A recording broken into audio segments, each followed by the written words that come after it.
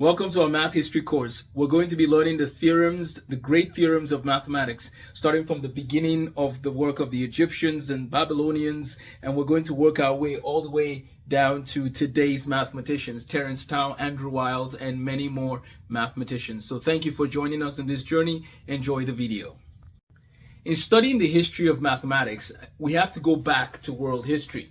My name is Amos Tarfa, Amos the Math Guy, and I've written a book called Tools for Mastering Mathematics, as well as a math curriculum that is for kindergarten all the way to 12th grade. I've arranged it.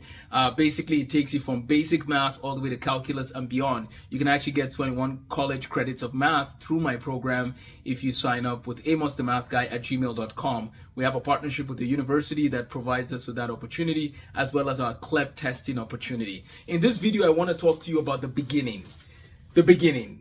Again, we have a world history book we can go back to. We have the work of Euclid and the work of Euler all here. And so we are all set. So where do we begin our journey of mathematics?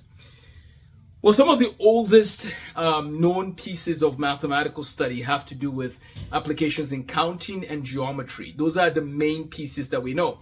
But the very first principle in mathematics that's very popular is the Pythagoras triples. Now, Pythagoras himself lived around 500 BC, but the concept of Pythagoras triples actually comes before him. This is part of why it's important to learn math history, because as you learn math history, you begin to realize that some people had some study that they had done before, and then we are building off on the work that they did. And so if you learn from people, you can build off of their work, right? So I tell my students, part of the goal is not just to have my students be good at math, get an A on a test, but I also want them to come up with new theories. I want them to give us new ideas for solving problems that other people haven't been able to solve, right?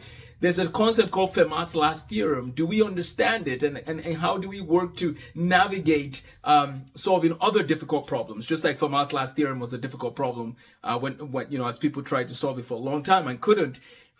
Sir Andrew Wiles solved Fermat's last theorem, but he found that problem when he was 10 years old, right? So I expect some of my students, hopefully, to win the Fields Medal, to win the Nobel Prize, God willing, and then hopefully they can help sponsor our university, which would be a fast-paced university for the students of tomorrow. But anyways, I'm kidding. They don't have to pay for my university. I'm just saying I hope that my students will learn math history so they can discover new things tomorrow that will be in the textbooks of tomorrow.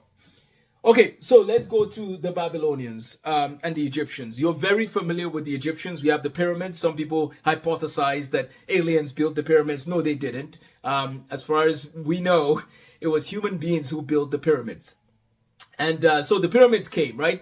And the calculations are quite accurate. The Egyptians were quite good at math. And in today's short lecture, I'm just talking about the Egyptian civilization. I'm going to tie it back to Pythagoras quickly. Let me talk about Pythagoras quickly and come back. So the Pythagoras theorem is the idea of a squared plus b squared is equal to c squared. So if you have a right triangle, a right triangle is one that you must have seen growing up with the little box there. If you have a right triangle, then you take the lengths of the two legs. If you square the length of the first leg and square the length of the second leg, it will equal the square of the length of the third leg. Now in math, we use letters. Why do we use letters? We use letters because they represent generality, meaning that it doesn't matter what the legs are. If you square the legs of a right triangle, you will get the square of the hypotenuse. Now, in a right triangle, the only length that is always fixed is the length across from the angle 90. That is called the hypotenuse. This is going to be very important when we get to trigonometry. At this point in history, however, there's no formal trigonometry. When we're talking about the Egyptians, we're talking about the pyramids, and which is interesting because it's kind of sad, but the Egyptians, for the most part, probably know more math than a lot of people living today. And I'm not saying that to bash anybody. I'm just saying, what steps are we taking to be ahead of the game with the Egyptians who didn't have much, right? Now, of course, it wasn't all of the Egyptians that knew how to build pyramids and calculate volume and surface area. But the idea that there were some people back then that knew some math, that if we today don't know the math, then we have to step up our game, right? And how do we step up our game? find a math coach. That's one of the most efficient ways to learn mathematics. And I'm available to coach a certain number of students every year. So if you want a math coach that can take you through 10 math courses in a year, reach out. I love teaching math, and I love guiding people along the way in their math journey and in their career journey as well. So the Egyptians are one of the earliest ones when we talk about mathematics history. In the next video, I'm going to go more in depth into the Babylonians, a little more into the Egyptians. But let's talk about one major concept again in this first quadrant, which is the circle. So we talk about Sumer and the Sumerians. And the circle, which we know to be 360 degrees, right? Why do we say 360 degrees? And why do we say 60 seconds? And why do we say 60 minutes? Well, there's a base 60 model from the Babylonians. We use a base 10 model in our culture. That's part of what we do, and we use the Hindu-Arabic number system. But the Sumerians and the Babylonians, we look at some of their work in ancient history, and that's what we're going to spend some time this week, is in quadrant 1.